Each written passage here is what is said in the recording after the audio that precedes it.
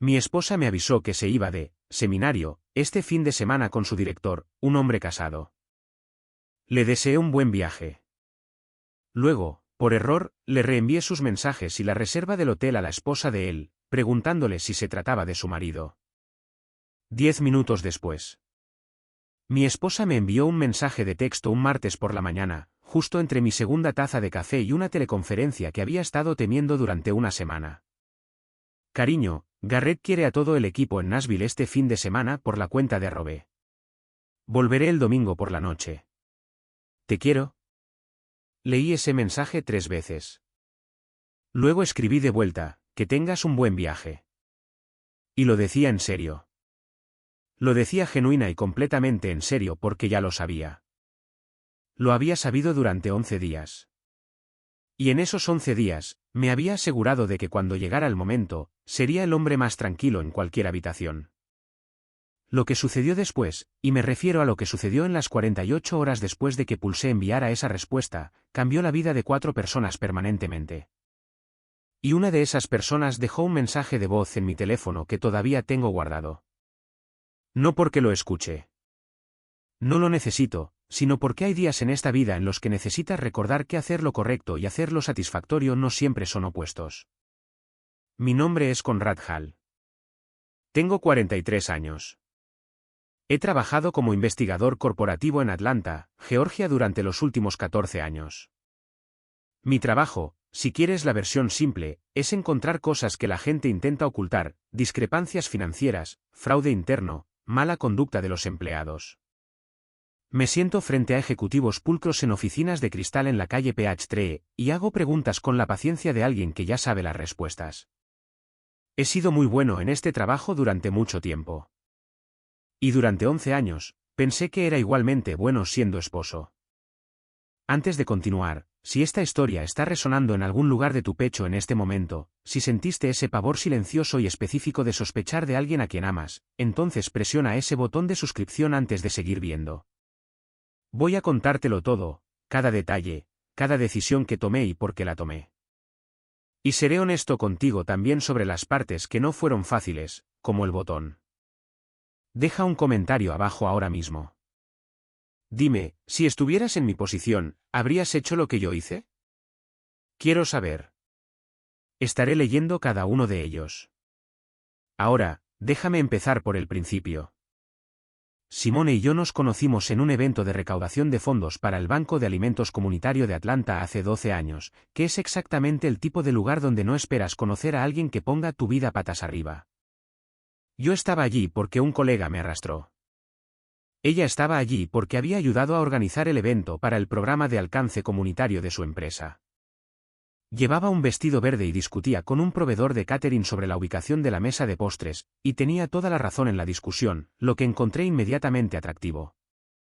Nos casamos 9 meses después en una pequeña ceremonia en Serembe, esa hermosa comunidad al sur de la ciudad, rodeados de unas 60 personas que genuinamente nos amaban a ambos. Mi madre lloró. El padre de Simone hizo un brindis que hizo reír a toda la sala y luego la dejó en silencio de esa manera que solo ocurre cuando alguien dice algo inesperadamente cierto. Los primeros 8 años fueron buenos. Lo digo en serio. No una actuación de bondad, no una asociación que se veía bien desde fuera mientras se pudría por dentro. Realmente buenos.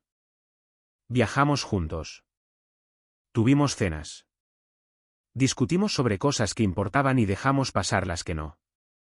Vivíamos en una casa en Decatur, el tipo de vecindario donde la gente conoce a sus vecinos y los árboles son lo suficientemente viejos como para haber visto pasar algunas generaciones.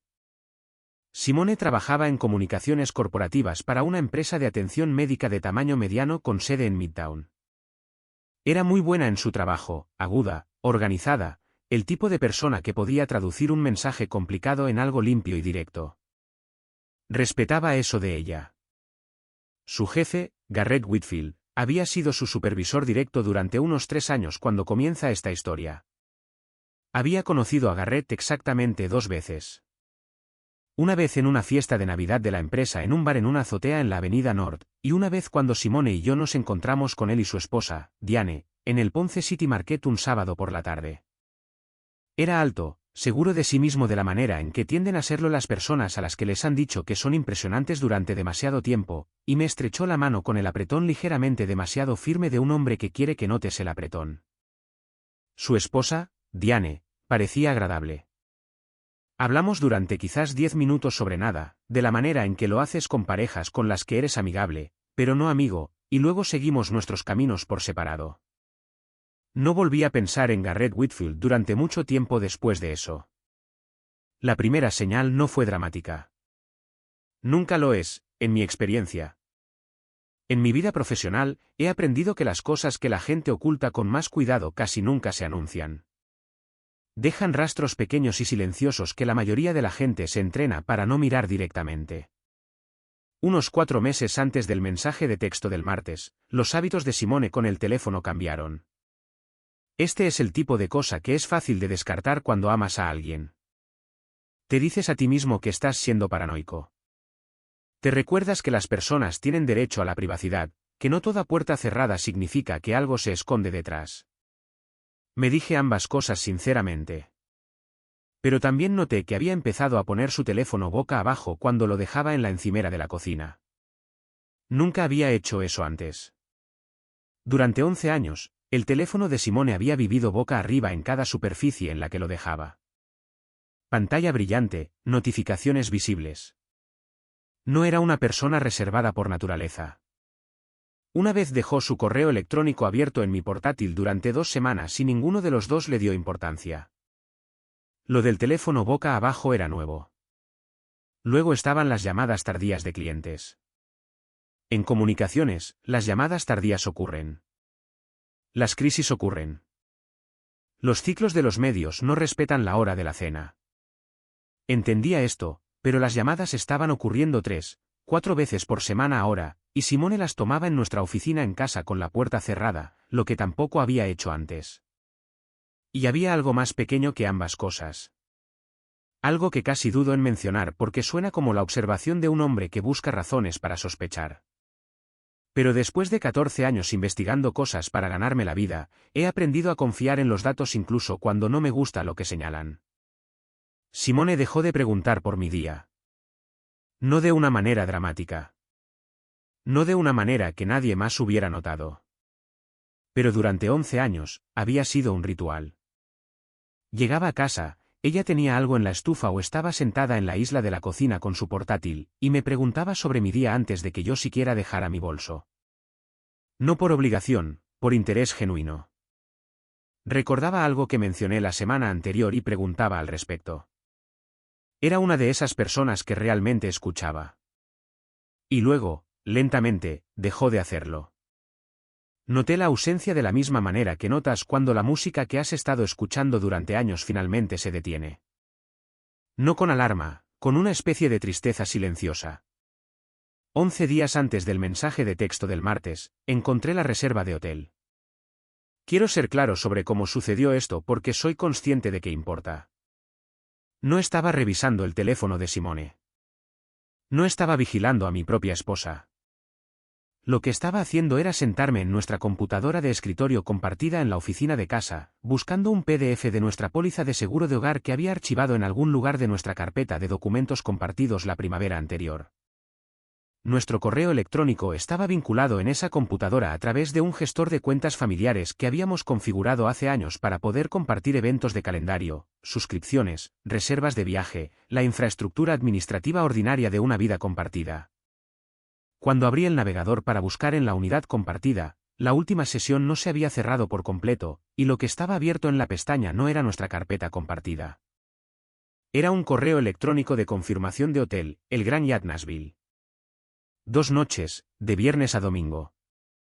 La habitación estaba reservada a nombre de Simone. El código de tarifa corporativa coincidía con la cuenta de su empresa. Todo eso era consistente con un viaje de trabajo legítimo.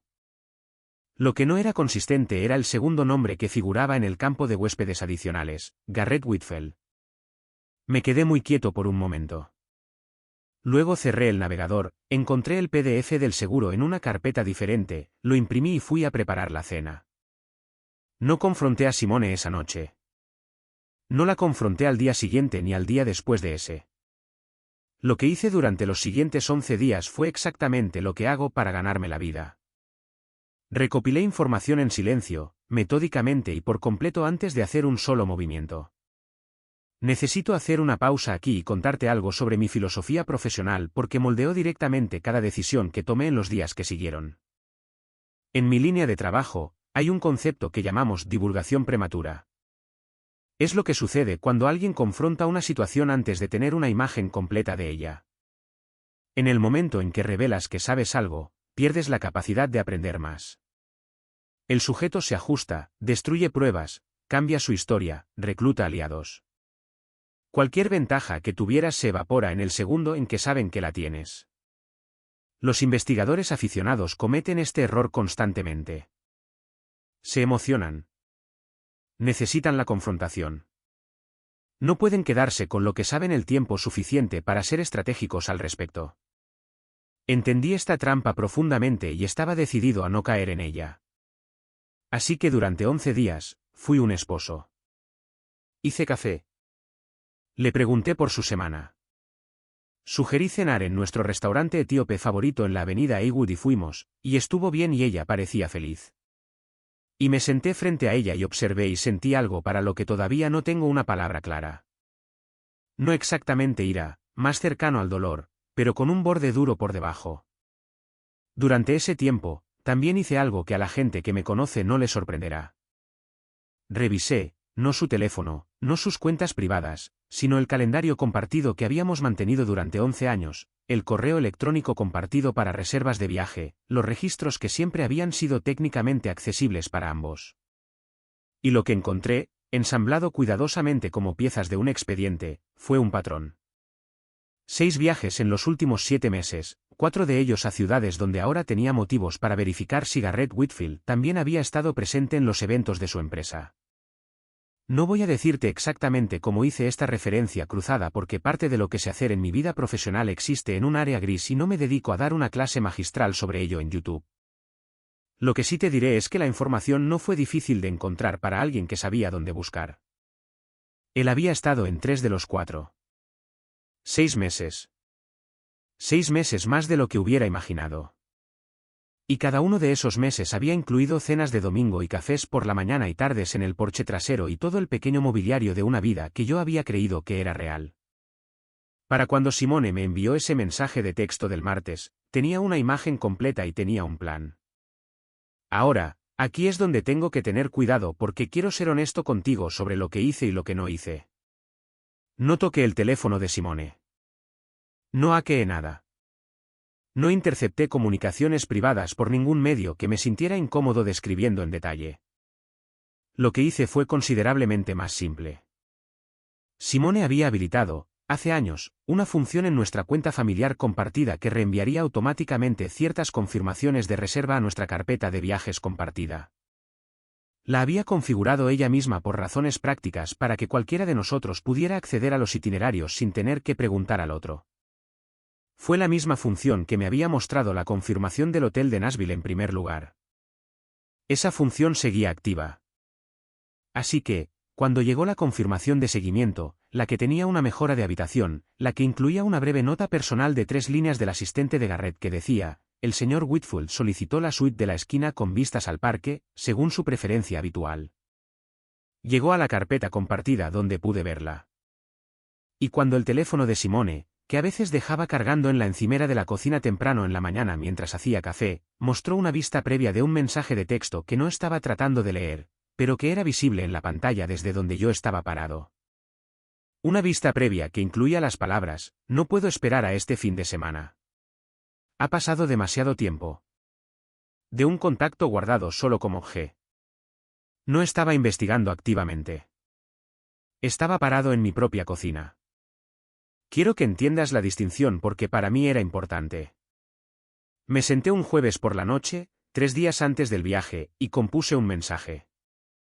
No a Simone, no a Garrett, a Diane Whitfield. Tenía su dirección de correo electrónico. Esto no es tan inusual como suena. Habíamos asistido al mismo evento de la empresa. La fiesta de Navidad había incluido un registro de invitados que Simone había ayudado a organizar y que había estado en nuestra unidad compartida durante 2 años. Diane Whitfield, esposa de Garrett, dirección de correo electrónico incluida. Uno de esos pequeños artefactos burocráticos en los que nadie vuelve a pensar. El mensaje que envié fue muy corto. Adjunté 2 cosas. La confirmación del hotel que mostraba ambos nombres en la reserva y la confirmación de seguimiento con la nota sobre la suite preferida de Garrett. Mi mensaje decía: creo que esto te pertenece. Lo siento. No añadí drama. No añadí explicación. No intenté ser inteligente ni hiriente ni devastador. Simplemente lo envié. Un jueves por la noche, sentado en mi escritorio en la oficina de casa, en la quietud de una casa que todavía olía a las velas que a Simone le gustaba encender por las noches.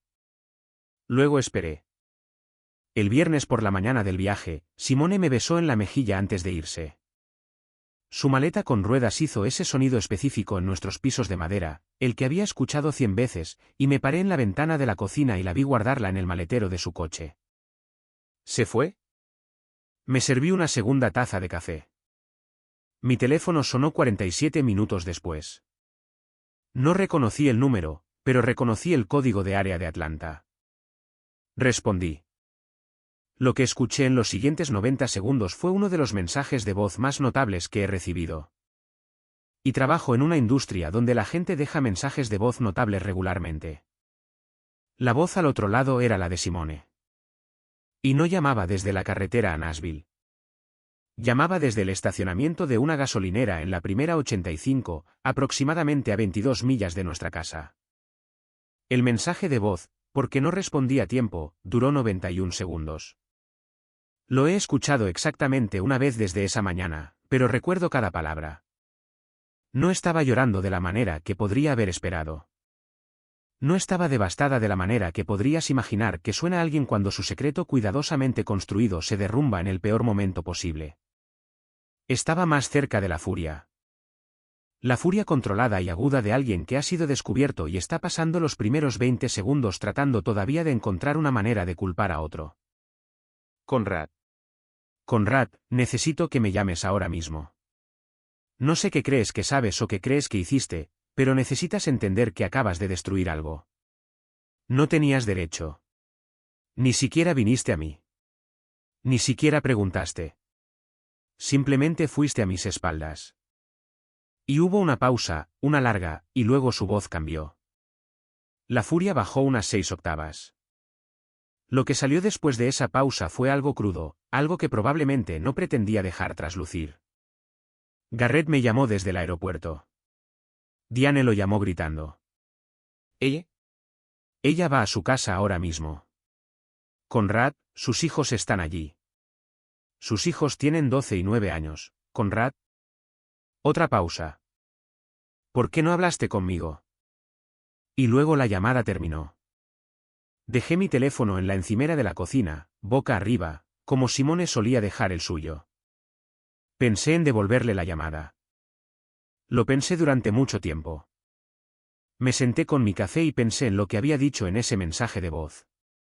Y traté de ser honesto conmigo mismo sobre cada parte de ello. ¿Por qué no hablaste conmigo? He pensado en esa línea más que en cualquier otra parte de esta historia porque hay una versión de esa pregunta que merece una respuesta genuina. No la versión que intenta desviar la responsabilidad en el momento, sino la versión real que subyace.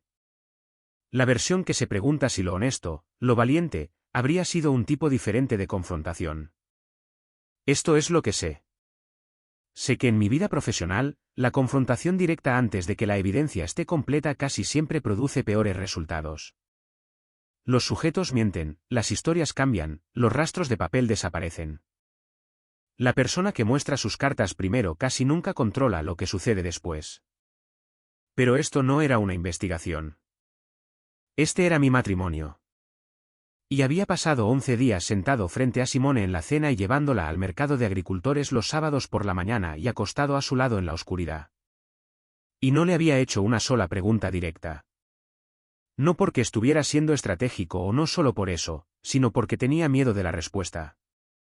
Necesito ser honesto sobre eso. Tenía la evidencia. Tenía el patrón. Tenía 11 días de certeza creciendo en mi pecho como presión en un recipiente sellado. Y todavía no podía obligarme a sentarme frente a Simone en nuestra cocina y decir, sé lo que ha estado pasando.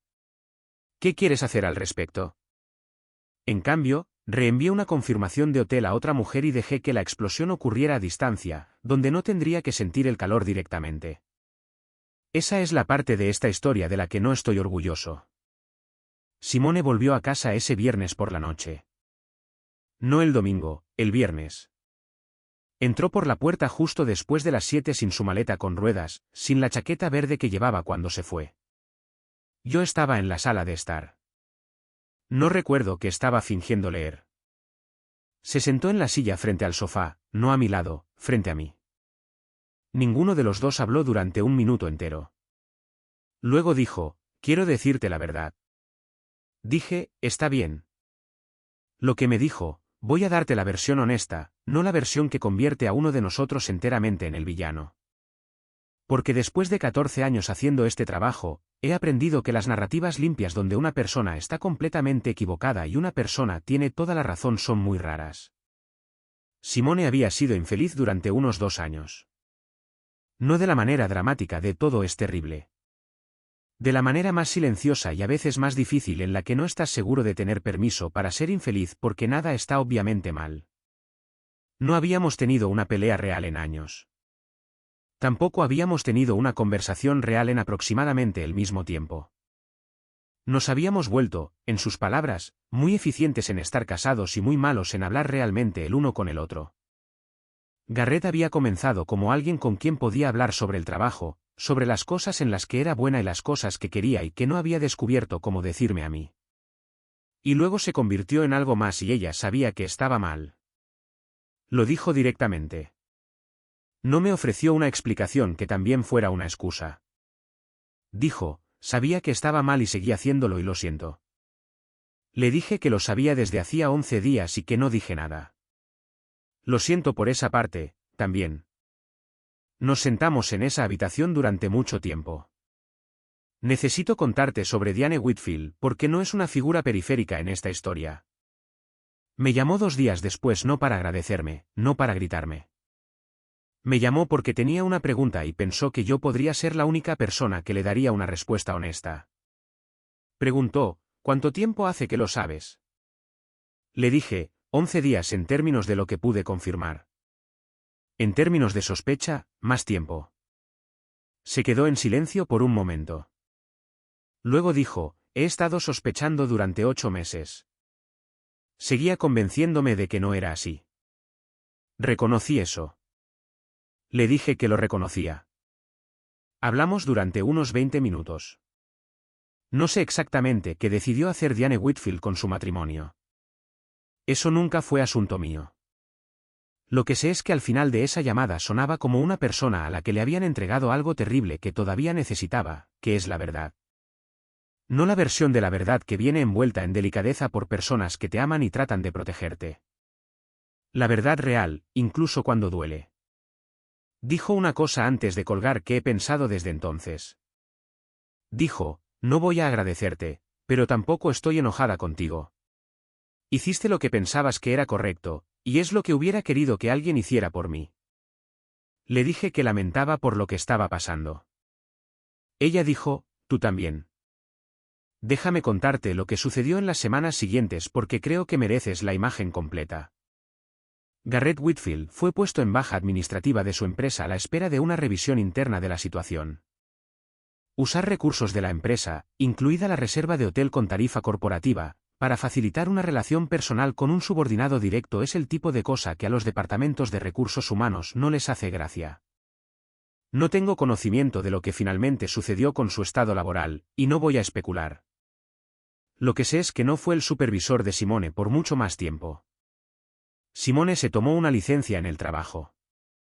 Se fue a quedarse con su hermana en Savannah durante 3 semanas.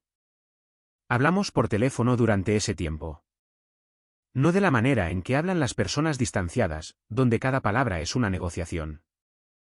De la manera en que hablan las personas cuando están más allá de la actuación del matrimonio y tratan de descubrir qué es lo que realmente queda. Lo que descubrí en esas semanas fue que lo que más temía perder no era lo que pensaba.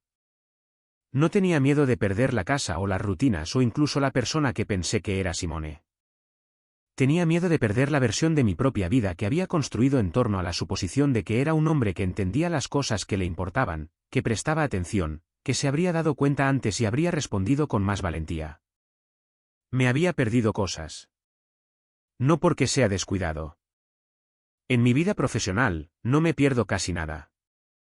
Sino porque hay cosas que te entrenas para no ver claramente porque verlas claramente te costaría algo que no estás listo para perder. Eso es algo con lo que he tenido que vivir. 3 meses después del viernes en que Simone llegó a casa sin su maleta, estábamos sentados en la isla de la cocina con un mediador entre nosotros. No porque estuviéramos decididos a divorciarnos, sino porque ambos habíamos decidido independientemente y luego juntos que no íbamos a tomar una decisión sobre la siguiente parte de nuestras vidas sin estar seguros de lo que realmente queríamos. La mediadora, una mujer llamada Ivete que tenía una oficina cerca de la Universidad de Emory, nos pidió a cada uno que respondiéramos una pregunta sin mirar a la otra persona. La pregunta era, ¿qué es lo que realmente quieres? Dije, quiero dejar de ser alguien que maneja las crisis a distancia, incluso cuando les tengo miedo. Simone dijo, quiero dejar de fingir que las cosas están bien con tanta frecuencia que olvido cómo se siente realmente estar bien. Ivete anotó ambas cosas sin comentarlas. Luego dijo, esos son objetivos compatibles. Todavía no sé cómo termina esta historia. Te la estoy contando desde dentro, lo cual es una posición extraña para alguien que se siente más cómodo con la visión retrospectiva, con el expediente completo y las conclusiones claras. Lo que sé es esto. Un jueves por la noche envié un correo electrónico que tenía el derecho técnico de enviar y fue lo correcto en el sentido de que Diane Whitfield merecía saber lo que no sabía. Y también fue la versión cobarde de una confrontación. La que me permitió sentir que estaba actuando sin tener que sentarme frente a la persona que amaba y decir las cosas que tenía demasiado miedo de decir en voz alta. Ambas cosas son ciertas al mismo tiempo. Y parte de lo que he tenido que aprender más tarde en la vida de lo que debería es que la verdad tiende a ser así. Más desordenada que un expediente. Menos satisfactoria que un veredicto claro, más humana de lo que cualquiera de nosotros planea cuando estamos planeando. El mensaje de voz todavía está en mi teléfono. He pensado en borrarlo. No lo he hecho, pero he pensado en ello. No porque quiera castigar a Simone manteniéndolo o porque lo necesite como prueba de algo. No necesito pruebas. Estuve allí. Lo guardo por el cambio en su voz a la mitad. La forma en que la furia se desvaneció y algo más surgió. La parte donde preguntó por qué no hablé con ella. Esa pregunta merecía una respuesta mejor que la que le di, que no fue ninguna respuesta en absoluto. Guardo el mensaje de voz porque todavía estoy trabajando en la respuesta. Esa es la versión honesta de esta historia, no aquella en la que el hombre engañado es puramente justo y la esposa es puramente malvada y el correo electrónico reenviado es una obra maestra de venganza estratégica que deja a todos los que te hicieron mal destruidos y a todos los demás aplaudiendo. La versión real es que dos personas estaban manejando algo mal de diferentes maneras por diferentes razones. Y una tercera mujer recibió un correo electrónico que no había pedido un jueves por la noche que cambió la forma de su vida. Y se dejó un mensaje de voz en un estacionamiento en la primera 85 que dice más sobre el desastre de ser humano que cualquier veredicto que yo pudiera emitir. Firmé mi nombre, Conrad Hall, por primera vez cuando tenía 7 años. Lo he estado firmando desde entonces. En contratos, en informes de casos, en la parte inferior de los papeles de divorcio que nunca tuve que firmar porque aún no habíamos terminado. No sé qué firmaré a continuación, pero sé que lo firmaré con manos más firmes que las que tenía 11 días antes de responder, que tengas un buen viaje. Al menos eso lo he descubierto. Si esta historia se quedó contigo, si te hizo pensar en las cosas que nos entrenamos para no ver o en el coraje que se necesita para decir las cosas en voz alta en lugar de encontrar la ruta en directa, compártela con alguien que necesite escucharla. Deja un comentario abajo. Dime qué habrías hecho de manera diferente. Dime si crees que tomé la decisión correcta o la fácil, porque genuinamente no estoy seguro de que fueran lo mismo. Suscríbete a este canal si aún no lo has hecho. Hay más historias aquí sobre las cosas complicadas, ordinarias y extraordinarias que suceden dentro de las vidas que la mayoría de la gente cree que ya entiende desde fuera. Hasta la próxima, presta atención a las cosas que te estás entrenando para no ver. A veces vale la pena mirarlas. Una nota sobre la paciencia. La gente me pregunta a veces cuál es la parte más difícil de mi trabajo.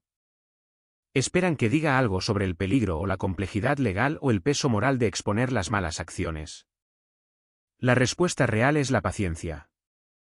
La disciplina de quedarse con información incompleta y resistir el impulso de moverse antes de estar listo, de observar cómo se desarrolla algo que podrías interrumpir y elegir no hacerlo porque sabes que el momento adecuado no es lo mismo que el primer momento disponible. Aprendí esto temprano. En mi primer año en este trabajo, estaba rastreando un caso de malversación interna en una empresa manufacturera en Duluth, Georgia. Tenía al sospechoso clave identificado al final de la segunda semana. Tenía pruebas circunstanciales sólidas al final de la tercera semana. Mi supervisor en ese momento, un exanalista de crímenes financieros del FBI llamado Dale Farnsworth, que tenía el estilo de comunicación de una pared de ladrillos y los instintos de alguien que había pasado décadas teniendo razón sobre las cosas, me dijo que siguiera observando. No entendí. Me opuse. Le dije a Dale que tenía lo que necesitaba y que esperar era malgastar el dinero del cliente. Dale dijo: tienes una buena historia. No tienes una completa. ¿Espera? Al final de la quinta semana, 3 cómplices adicionales se habían revelado. La malversación era 5 veces mayor de lo que había estimado. La evidencia que finalmente entregamos al cliente era irrefutable de una manera que mi evidencia de la tercera semana no lo había sido. Nunca volví a oponerme a Dale después de eso. Pienso en Dale Farnsworth a menudo en momentos en que la paciencia es la elección más difícil de hacer. Cuando todo en ti quiere moverse y el profesional en ti sabe que aún no es el momento. Pensé en él durante esos 11 días. Pensé en él sentado en mi cocina haciendo café mientras Simone se preparaba para el trabajo, escuchando el sonido de ella moviéndose por nuestra casa con la facilidad de alguien que no tiene idea de que la persona al otro lado de la pared sabe lo que ha estado ocultando. Ese es un tipo particular de silencio. Si alguna vez has estado en él, sabes a qué me refiero. Los días tenían una cualidad surrealista para la que no estaba preparado, a pesar de que he hecho esto profesionalmente durante 14 años. Profesionalmente, el sujeto de tu investigación no es alguien que hace el café de la misma manera todas las mañanas y sabe exactamente cuánta azúcar tomas y recuerda comprar la marca específica de jugo de naranja que te ha gustado desde la universidad. El álgebra emocional de la vida personal no funciona de la misma manera que la profesional. Fui paciente. Esperé. Construí mi imagen. Y aún así no estaba listo cuando llegó el momento. Esa es la parte que no te cuentan. Puedes estar preparado para algo y aún así no estar listo para ello. Son 2 estados diferentes. Tenía la evidencia. Tenía el plan. Tenía 11 días de preparación de respuesta controlada y deliberada. Y cuando Simone salió por la puerta con su maleta con ruedas, y la observé desde la ventana de la cocina, y se veía exactamente igual que se había visto todas las demás mañanas durante 11 años, todavía sentí que el suelo se movía bajo mis pies. Preparado y listo no son sinónimos. He pensado mucho en esa distinción. Hay algo más que quiero contarte sobre esos 11 días. Algo que no he mencionado todavía porque es la parte que me incomoda incluso ahora. Pensé en no hacer nada. No permanentemente, no para siempre. Pero lo pensé. Lo consideré seriamente como una opción. Pensé en cerrar el navegador con esa confirmación de hotel y seguir con mi vida como si no la hubiera visto. Pensé en cómo se vería esa versión de las cosas. El matrimonio continuando, el patrón continuando, yo sabiendo y sin decir nada porque la alternativa era un terremoto y no estaba seguro de querer vivir entre los escombros. Hay personas que toman esa decisión. No las estoy juzgando. Cualquiera que te diga que la elección entre saber y actuar es simple, nunca ha estado realmente en esa situación. No pude hacerlo al final, no porque sea una persona particularmente valiente, sino porque supe desde el momento en que vi esa confirmación de hotel que la versión del matrimonio que existiría si no decía nada no era un matrimonio. Era una actuación de uno. Y había pasado 11 años tratando de construir algo real. No estaba dispuesto a dejar que se convirtiera en algo falso solo porque la verdad era costosa. Así que actué de la manera en que actué, que no fue valiente de la manera en que me hubiera gustado que fuera, pero fue algo. Y eso me lleva de vuelta a Diane Whitfield. Porque pienses lo que pienses de mi método, pienses lo que pienses del correo electrónico reenviado y la elección de dejar que la confrontación ocurriera a distancia en lugar de cara a cara, Diane Whitfield es la parte de esta historia a la que vuelvo con más frecuencia. No Simone, no Garrett, ni siquiera yo mismo. Diane. Ella vivía dentro de la misma ignorancia en la que yo había estado viviendo. Los momentos sospechosos de los que se convencía a sí misma que no eran nada, los 8 meses de sentir que algo andaba mal que había estado racionalizando porque la alternativa era impensable. Sé exactamente cómo se siente eso desde dentro. Y nadie le envió un correo electrónico hasta que yo lo hice. Tengo sentimientos complejos sobre esto, sobre el derecho a la información y el costo de recibirla y si lo más amable y lo más honesto son alguna vez lo mismo. Diane dijo que no estaba enojada conmigo, que habría querido que alguien hiciera por ella lo que yo hice, y le creí. Y también sé que es posible estar agradecido por algo y devastado por ello al mismo tiempo. Que la gratitud y la destrucción no son mutuamente excluyentes. Ella estaba experimentando ambas. Envié ese correo electrónico en unos 4 minutos. Elegí las palabras con cuidado, pero no lentamente. Y esos 4 minutos cambiaron la forma de la vida de 4 personas. Hay un peso en eso que no pretenderé que no existe. Honestamente, la parte de esta historia que me conmueve cada vez no es la venganza. Es cuánto tiempo las personas se quedan con un sentimiento antes de permitirse creerlo. 11 días, 8 meses. Nos hacemos eso a nosotros mismos. Vemos que algo anda mal y nos convencemos de lo contrario porque la verdad es inconveniente. No creo que esperar fuera el error de Conrad. Creo que no hablar con ella antes lo fue. Esa es la verdadera lección aquí. Si algo se siente mal, di algo. No te limites a construir un expediente en silencio. Hazme saber lo que piensas en los comentarios.